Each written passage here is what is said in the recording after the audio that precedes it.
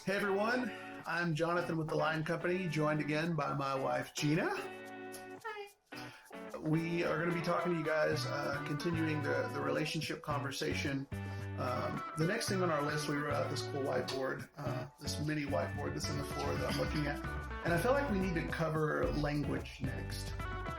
Now, I have not given my wife any context for what we're talking about. We like to do raw and off the cuff when we have these conversations so that we don't really have to rehearse the conversation. And that may mean sometimes that we spend the first 30 seconds of a video prefacing the video. What he's saying is love us through this. Yeah, absolutely. We're going to need a little grace, but I think it's more entertaining to hear the thought in real time. It feels more connected and honest as opposed to just saying the right thing in a scripted manner. And we may script some stuff in the future. I talk a lot, so being concise is helpful. So language. If you met someone who was from New York and this person moved to Florida, happened to us a lot when we lived in Florida. Florida is like this melting pot of all these different cultures. It's like this weird gray color culture because all the different colors have just melded together into Florida culture. That's why you often see in the news like a Florida man and whatever happened after, like Lord help that guy or the person that the person was after. I don't know. So when you have people come from different cultures, they use different language to say the same thing. And I think that if I were like to equate this to like fighting, like a martial arts form, if you have somebody that is a kung fu master, and then you have somebody that's like a street fighting wrestler, the different styles are made to do one thing, defend yourself ultimately. But I think that because of the mixed nature of the fighting style, it doesn't really work for either one because they have no scope for what to expect. It's a really funny visual. It is a funny visual, but that's what I like to do, paint pretty pictures or weird ones. So when we talk about using language in relationship, I have a better analogy for you. What about painting? So if I paint in a certain color palette called my language, and you paint in another color palette called your language, that's super technical, right? And you paint a picture that's similar to mine, but all the colors are different. That would be like the language that you use to communicate the point that you're trying to get to. Most of our communication is to try to get someone to arrive to your state of logic. Right. So we use a lot of words to try to get you to agree to the end goal. We have said this for years. We always get to the same conclusion. We take two different roads to get there. And so from a woman's perspective, talk to me about what it means to communicate from a place of emotion, and not just emotion as a weak spot. I think sometimes the people watching don't realize that I don't have a negative thought about women and communicating from emotion. Men do it too. We just cover it up and call it logic. But talk to me about what you're trying to communicate in a point of conflict. How would your language differ from maybe mine?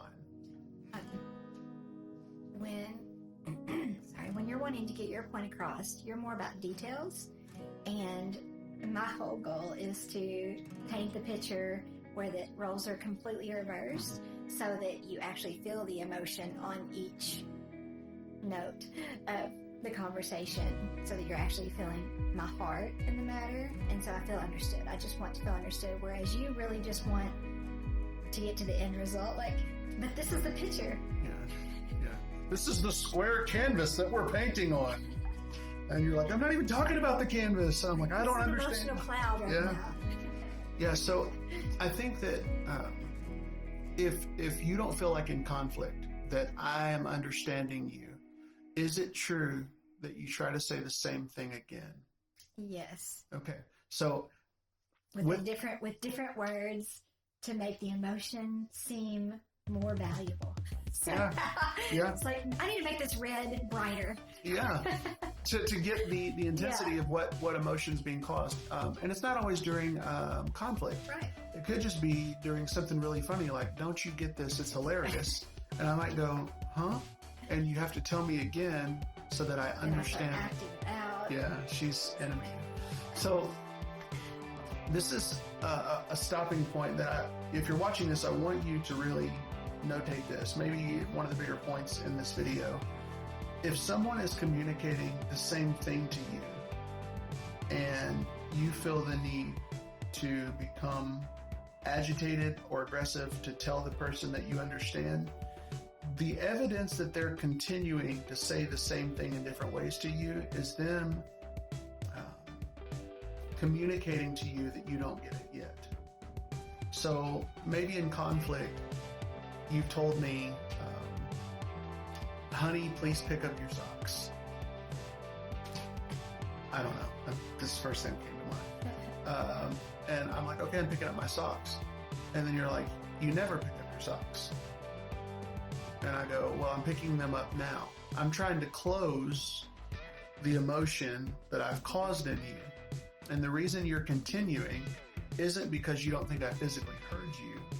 It's because what you said, you don't feel understood. And I think that in a lot of the relationships, we've done couples counseling, we've done counseling just for people on like a ministerial basis. Maybe they come in as a single person and they have a friendship or a family connection and they don't understand why in conflict maybe somebody continues to say the same thing over and over and over.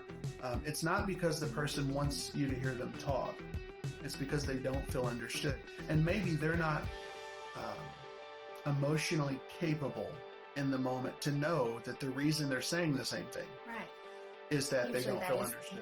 the case. Like, why am I saying? They don't even stop. Like, I don't recall a single time in any conflict that we've ever had where you stop and go, why am I saying this over and over and over? Typically, it's me saying, I heard you say this, but it's not settling well in your soul. Yeah, so I'm like, I need to say this a different way. How can Yes. I paint a different picture that ends with the same picture? Yeah, and I think in that, there's a large portion that maybe the person has a value for the pain. Not to say the person loves the pain, but there's an appreciation in their own heart for the pain they're feeling.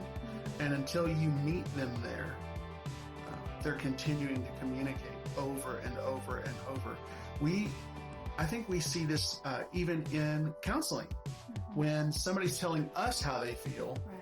And I think one of the best things that we can do in those moments for each other or for somebody else that we're talking to is to communicate back to them what they're saying to you. And you communicate it back to them the way that they're saying it until they nod yes. Even if they don't say yes, their body language, I think the stat is around 85 to 87% of human communication is body language. So once they start doing that like you're doing, you're nodding your head in agreement, then you know that there's an agreement. The person is acknowledging that you understand. It's no wonder when you call your cell phone provider and you say, I'm having a problem with my cell phone service. And I go, I think you said you're having a problem with your cell phone service. The reason they do that is because they've paid money to see what's the best way we can make this person feel understood so they don't have to keep repeating it and get angry and then hang up the phone. So when you think about the way, companies would handle this, it's important that we always remind ourselves in conflict to be the bigger person and communicate the pain that you're hearing from the person. Not just to say, I understand. Because I understand doesn't prove that you understand. Communicating it back to them is actually evidence that says, no, I really do understand. And even maybe saying it back in a different way so that they know that you emotionally have the big picture and you can say it back to them in a different way, then they really do feel understood. Let's paint some healthy borders on when to know that it's okay, like you can have a boundary. Because when I say be the bigger person, that's really easy to say. But it's really hard to know when do I actually draw a line when a person is continuing to communicate and I've communicated back to them? What would be like a healthy boundary that you're like, no, don't ever let this happen? Disrespect.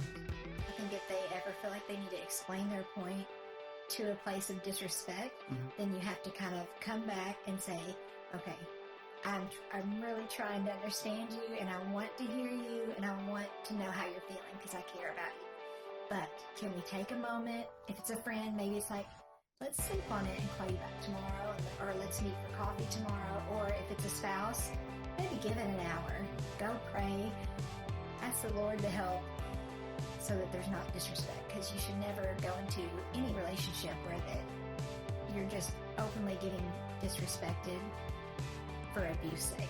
Yeah. You know, it's not an offering. I would also say that just being like super raw. Yeah.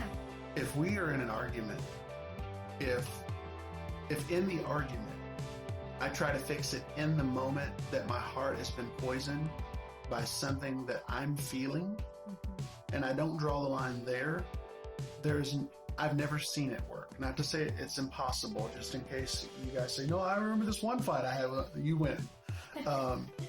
But I think most of the time, if we are in an argument, and maybe I'm the one that caused it, and you say something back, but now it's offended me,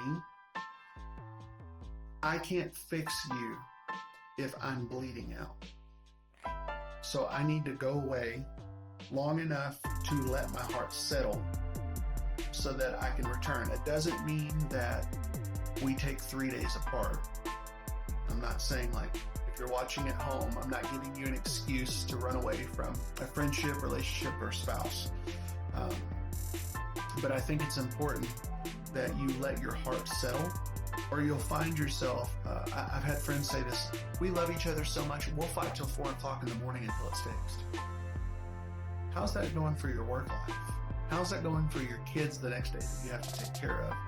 I don't think you should let the sun go down on your wrath. That's what Scripture says. You shouldn't go to bed angry. Most people don't understand the why. The why, I learned this actually while in an argument with my wife, and as we were making up, we don't argue a lot. I'm talking about all our fights, we get along.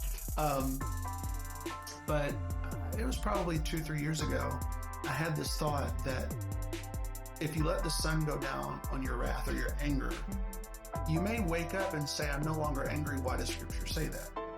And it's because the details of your anger have faded, but the feelings have not. And so that seed of anger has caused you to wake up with the root of bitterness. And so it's important to weigh in. Do I want to go to sleep and let this thing go for a night?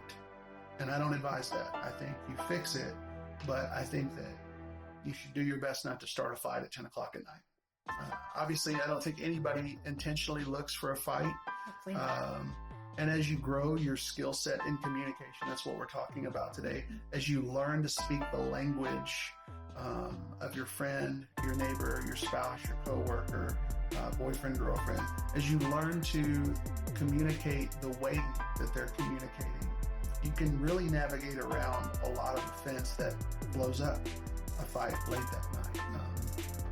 So I don't know, do you have anything else you want to add for this video? Well, it's pretty good. The root of bitterness, it's a good tip. Good. All right, so that is language. And just to put a package around it, not a bow, but a package to place it all in the same container, you have to make it a priority to learn how people communicate their value system. Many people do it many different ways because they've had a different experience on earth than you have. And that means that you have to lead with a tremendous level of grace, a ton of humility. We're going to cover that in one of these upcoming videos. It matters that you remain low and you honor the person above yourself. And I would say that the less you say, the less you have to fix. If you lead with talking a lot in a conversation, relationship, you end up having to explain what's already been said. I don't know who said this, maybe a couple years ago I heard you were born with 2 ears and 1 mouth. So it's the implication that God would rather have you hear than to speak. So, Dash author unknown. yeah, dash author unknown. And if you're watching the video and you're like, no, that was my term, then you win. We love you guys. We will see you in the next video.